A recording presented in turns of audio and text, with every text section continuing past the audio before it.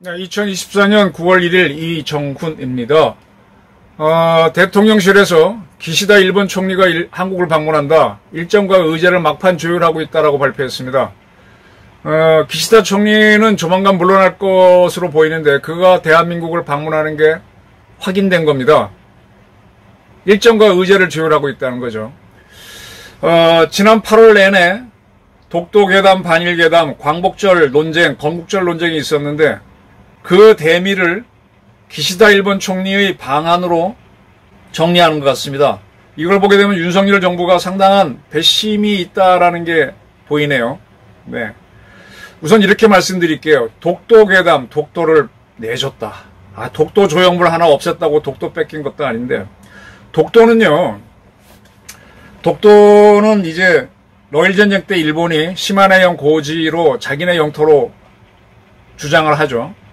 그 다음에 이제 우리가 이제 일본의 외교권을 뺏기고 일본에 병합됐기 때문에 우리 자체가 일본 영토니까 독도가 일본 영토이든 영토는 문제가 안 되죠. 그리고 이제 45년 해방을 맞습니다. 미국이 해방을 시켜줬죠. 그때 미국이 일본과 대한민국을 묶어서 군정을 합니다. 일본 본토에서는 미 8군을 주력으로 해서 군정을 하고 대한민국 땅에서는 남한이죠. 이북에는 북한, 소련이 했으니까 미 24군단을 중심으로 해서 군정을 해요. 그때 이제 미 군정 측에서는 일본 사람들이 군정을 안 받고 도망칠 수가 있잖아요. 도망치는 방법이 그때는 항공기가 발달하지 않았으니까 배로 도망치는 겁니다. 그 배로 도망칠 때 어떻게 하겠어요? 그때는 무역이 지금처럼 활성화된 건 아니고 전쟁 뒤끝이니까 일본이 무역할 것도 별게 없으니까 이 고기잡이 배를 타고 나가서 도망칠 수가 있습니다. 그래서 일본 어민들이 조업을 할 수 있는 한계선을 발표합니다. 그게 스카핀이라고 하는 건데, 스캅이라고 하는 거는 슈프림 커맨더 오브 얼라이드 파워인가 그래서 연합군 최고사령관 명의의 지시사항이 내려오는 겁니다. 일본은 이제 미국에 항복했지만은 미국에 항복을 하고 난 다음에 미국을 위시한 연합국 여러 나라들과 동시에 정전협정을 평화조약, 강화조약을 맺게 됩니다. 그 과정에서 이제 연합군 최고사령부가 구성이 되는데 그게 이제 슈프림 커맨드 어쩌고 나가는 스캡이라고 하는 거고 거기서 내려오는 여러 가지 명령사항을 인스트럭터라고 그러나? 인스트럭션이나 그걸 이제 IN이라고 표현, 스카핀이라고 그러는데 거기에 따르면 일본 어민들이 나가 조업할 수 있는 선을 근거 확정 짓는데 이까지는 나가지 말라. 대한민국의 울릉도, 거제도, 제주도 이런 것 쪽으로는 가지 말라라고 딱 규정을 짓습니다. 독도에 대해서는 언급이 없어요. 근데 독도를 갈 수 있다고도 해놓지 않았습니다. 이제 그게 발표되니까 우리 쪽에서는 독도는 어떻게 되지 하고 우리 어민들이 가서 이제 일본 사람들은 독도에는 못 나왔어요. 그러다가 이제 1952년 4월에 일본이 이제 미 군정을 끝내고 독립하게 되는데 독립하기 3개월 전인 52년 1월 달에 이승만 대통령이 확실하게 합니다. 이른바 평화선을 발표합니다. 이까지가 우리나라 어선들이 나가 조업할 수 있는 선이다 라고 발표하는데 그때 독도를 우리 평화선 안으로 집어넣습니다. 이 평화선을 이승만 대통령이 그었다고 해서 세칭 리 라인 또는 이승만 라인이라고 합니다. 그리고 대한민국 그때 우리 52년도는 전쟁을 하고 있었죠. 우리나라 해군도 별로 없고 해경이란 건 아예 없었습니다. 그래서 이제 독도를 지키게 하죠. 그리고 이 평화선을 안쪽으로 넘어오는 배가 있으면은 다 잡아버렸어요. 그때는요, 이름하여 사메리 영해가 통하던 시절이에요. 자기네 영토로부터 1헬이라 그러면 한 1.8km니까 3일이 그러면 한 5km 정도입니다. 5km까지만 자기네 영토와 같은 바다고 그 나머지는 공해거든요. 그 일본 배들이 우리나라 바짝 근처에 와서 고기를 잡아도 돼요. 우리도 마찬가지로 잡아도 되는데 우리 배들은 배가 몇 척이 없으니 멀리 갈 힘이 없어요. 일본 배들이 힘이 좋으니까 온단 말이에요. 근데 이승만 대통령이 독도 동쪽까지 쫙 평화선을 거놓고 이쪽으로 일본 배들은 넘어오지 말라 그러고 넘어오면 다 잡았어. 잡아갖고 거제도인가 어디 그 수용소 만들어 놓고 거기서 일본 어민들을 억류했다가 나중에 풀어주는 줍니다만 배들은 다 붙잡아서 우리 걸로 해버렸어요. 그게 평화선입니다. 그리고 나서 우리는 단 한 번도 독도를 빼앗긴 적이 없습니다. 근데 독도 괴담이 계속 떠돌아. 한 번도 뺏긴 적이 없어요. 웃기는 얘기잖아요. 오히려 어떻게 보면 일본이 배를 뺏기고 그들 입장에서는 독도가 자기네 거였다라고 할 수도 있죠. 치만에는 고시 이후로.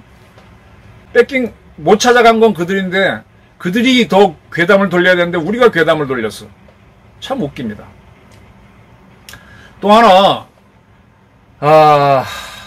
이 반일 괴담이 돌았는데, 반일 괴담이 뭡니까?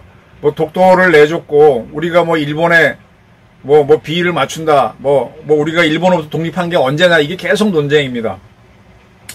이거는 이제 이승만과 더불어 박정희 정권을 공격하기 위한 건데, 박정희가 1965년 한일 기본조약 맺을 때, 일본에 굴욕적으로 했다라는 겁니다. 근데 그 한일 기본조약 제2조를 보게 되면은 우리가 1910년 8월 22일 대한제국이 일본하고 한일 병합조약을 맺습니다. 한일 합방조약을 맺는 거죠. 그래서 우리는 일본이 됩니다. 근데 1945년 8월 15일 일본이 무조건 항복을 하죠. 항복하니까 일본은 우리를 지배하지 못해요. 그래서 우리는 자동으로 풀려났어. 그리고 48년 8월 10일 우리는 나라를 세웠어요. 미국의 보장으로 유엔에 의해서. 근데 일본은 미 군정을 받고 있으니까 일본은 독립국가가 아니죠. 그리고 일본이 52년 나라를 세웠어요. 근데 우리하고 외교관계를 안 맺었으니 서로 외교를 할 수가 없어. 서로 나라를 인정 안 해. 그러니까 일본은 우리가 독립했다는 걸 인정하지 않았고, 우리도 일본이 국가란 걸 인정하지 않았으니까, 그렇다고 싸우는 것도 아니야. 그런 어정쩡한 관계로 있으니까 서로 무역도 못하고, 서로 이익을 못 챙기죠. 그런데 이제 미국은 두 나라가 좀 외교관계를 맺어라. 다시 잘 지내라라고 이제 하죠. 잘 지내는 조건으로 일본이 우리 지배에 대한 사과를 하라 그랬는데 일본이 야, 니네 주권자인 순종이 동의했는데 그래서 이뤄진 거지 압박을 가했더라도 니들이 좋다 그랬고 그때 이미 그 대가로 순종하고 순종의 아버지한 고종 그 이씨 왕가들한테 우리가 거액의 세비 한일 합방조약에는 세비라고 표현되어 있습니다. 금품을 줬죠. 근데 뭘 더 줘? 이러면서 이제 안 되는 겁니다. 그래서 그때 그리고 또 하나 흥미로운 게 45년대에 우리가 해방이 됐을 때 일본 사람들이 조선에 와서 많은 사업을 하고 있었어요. 공장도 갖고 있었고 염전한 사람도 있고 쌀장사 한 놈 별놈 집도 가진 놈도 있었고 이제 그런 사람들이 저 때니까 일본으로 돌아갑니다. 그때 미군들이 군정을 하면서 돌아갈 때 탈탈 털어서 재산을 못 가져가게 했어요. 여비 정도만 조금 일본 갈 차비만 들고 빈손으로 나가겠다고. 그래서 일본인 재산들을 다 뺐었습니다. 그거를 귀속재산이라고 부르죠. 그리고 나서 우리 정부가 수립되니까 우리 정부에 다 줘서 우리 정부가 그거를 적의 재산이라고 적산이라고 불렀다가 그건 정부 국유재산이 됐지. 그걸 민간에 불화합니다. 그거를 이제 산 사람들이 이제 기업을 하게 되는 거죠. 그래서 우리나라 초기의 기업들이 생겨나요. 그때 적산으로 받았던 것 중에 일본이 우리를 지배하면서 이 조선의 왕조 재산도 그들이 가졌죠. 그리고 우리가 갖고 있던 문화재도 그들이 가졌죠. 조선에 있는 문화, 그걸 이제 돌려주게 되는 거죠.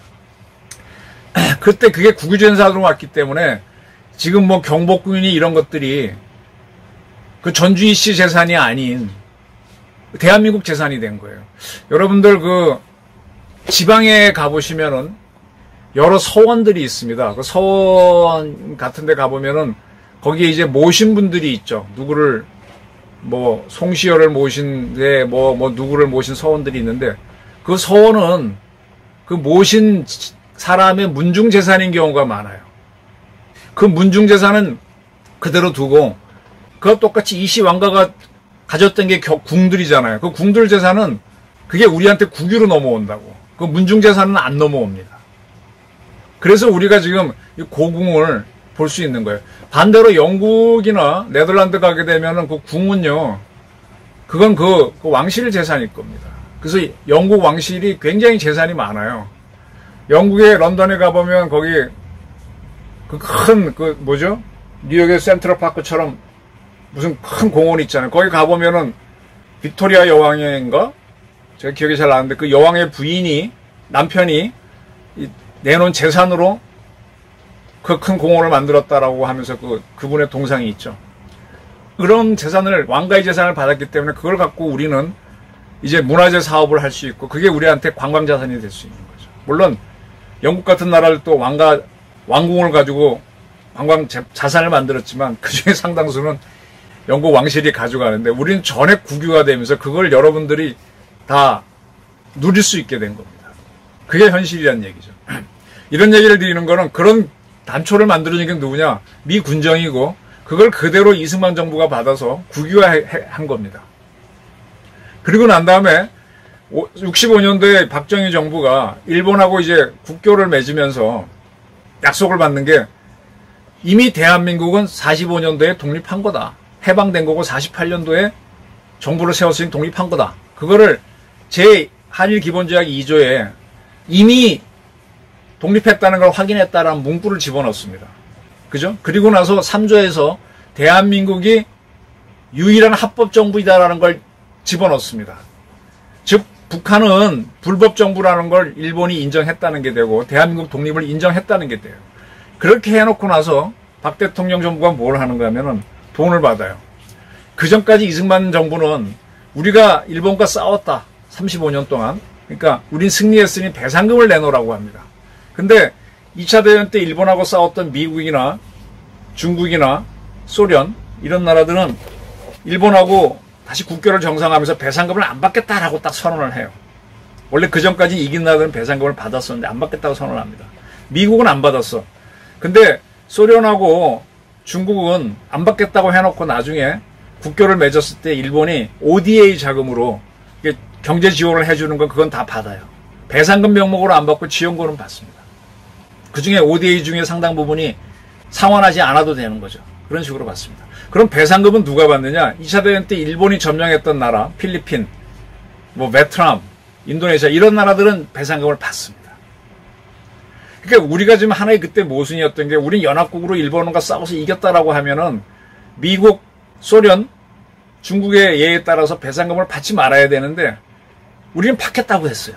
근데 일본은 너는 연합국이 아니니까 못 주겠다라고 그랬고 그리고 우리가 2차 대전 때 일본의 지배대한 나라 아니고 그 전에 우리 주권자 순종이 동의해서 병합이 됐으니까 2차 대전 때 침략당한 나라가 아니니까 필리핀 같은 나라가 아니니까 배상금도 일본은 못 주겠다 그랬습니다. 근데 이 문제를 박 대통령 정부가 어떻게 푸는가 하면은 자, 일본에 병합돼 있을 때 많은 조선인들이 일본에 가서 일을 했죠. 근데 일본이 갑자기 무너지니까 재산을 놓고 나온 사람들이 있어요. 그리고 봉급도 막판에 못 받은 게 있고 저금했던 거 못 받은 게 있습니다.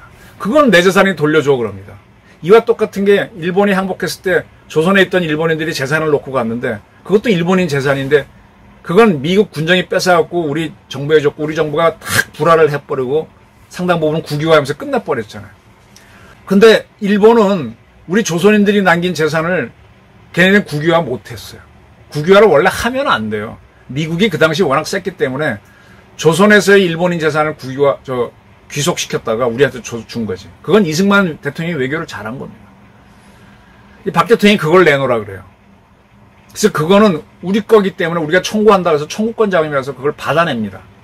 계산하는 방법은 어떻게 되든가 받아내가지고 그걸 갖고 박 대통령이 원래 그건 다 소유주가 있는 돈이잖아요. 근데 그때 일본서 일했던 사람들은 친일파로 몰리니까 돌아가신 분들한테는 그 돈을 주고 살아있는 사람들은 너는 지금 먹고 살 수 있으니 네 힘으로 먹고 살아 하고 안 줍니다. 그리고 안 준 돈을 갖고 경부고속도로하고 포항제철을 만들어요. 산업화를 시작하죠.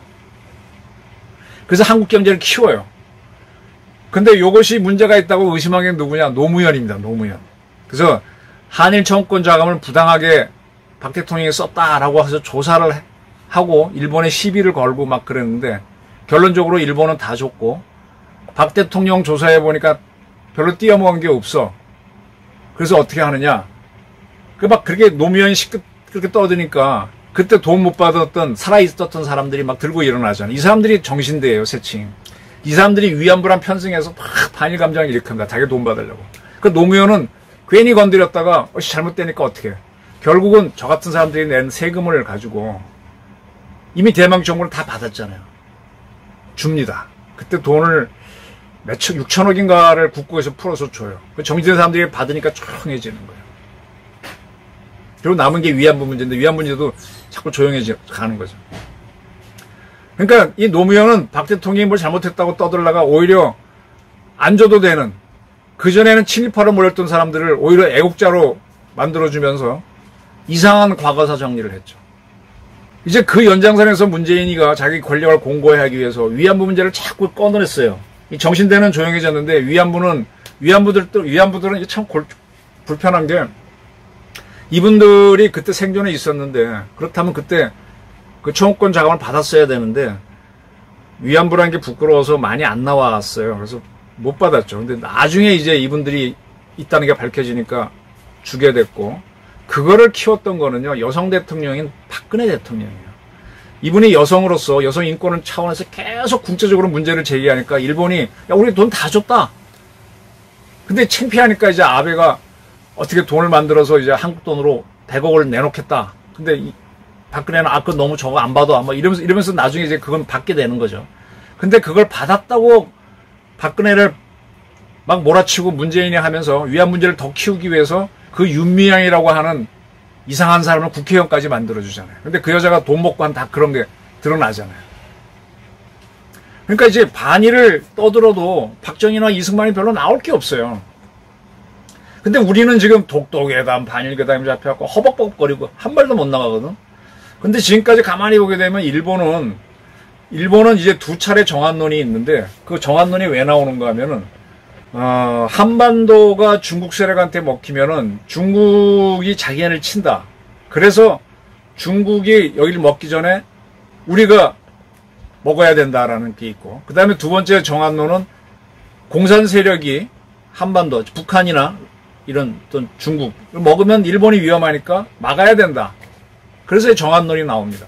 근데 이 한국을 먹었다가 자기네들이 재산도 뺏기고 당했잖아요. 그러니까 이게 골치 아프니까 한국에 반공 정부가 있고 일본하고 사이가 좋은 정부가 있으면 자기는 오히려 안전하다는 게 기본 속성입니다.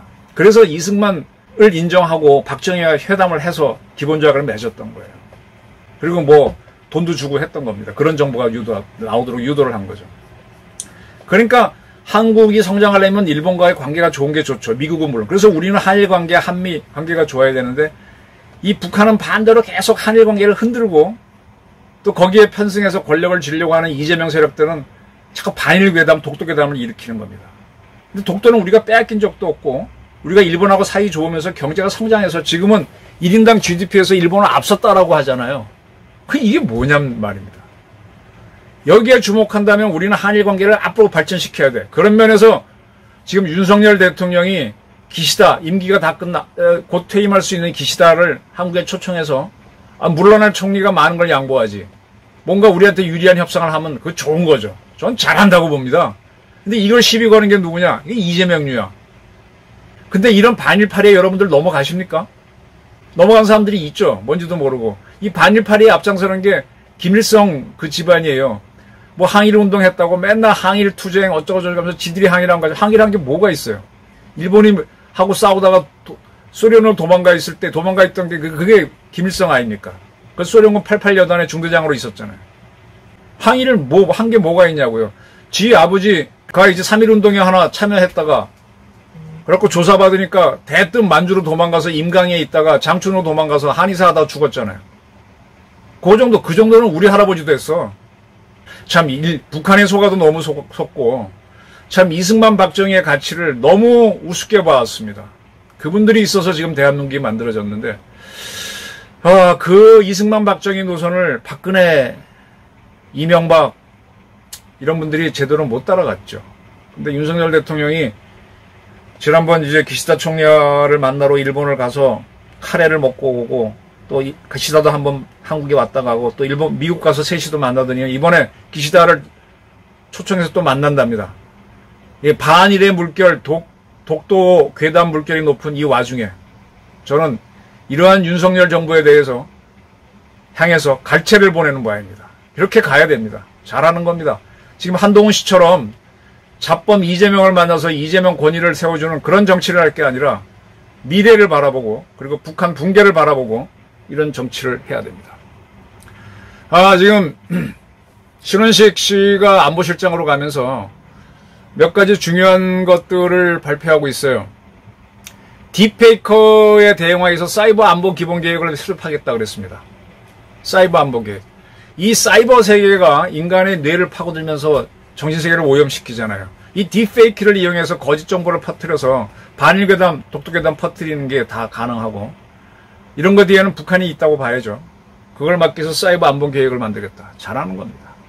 그리고 지금 한동훈 씨를 만난 이재명이가 뭐 계엄령 어쩌고 하는데 말도 안 되는 소리다. 우리의 방청력량을 훼손시키는 작태다라고 비난했습니다. 이런 것도 잘 잡고 있습니다.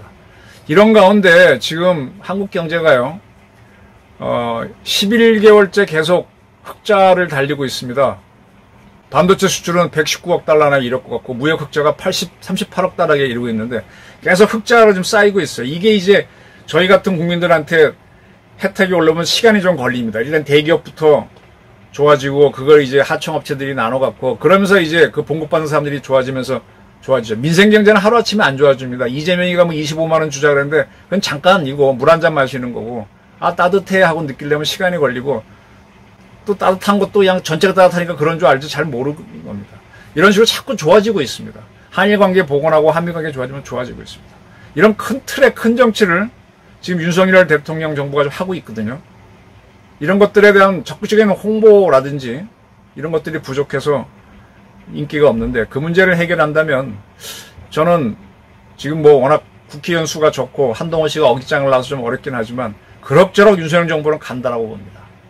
뚜벅이 걸음이지만 한일 관계 개선에 노력하는 윤 대통령한테 격려의 박수를 보내는 바입니다. 감사합니다.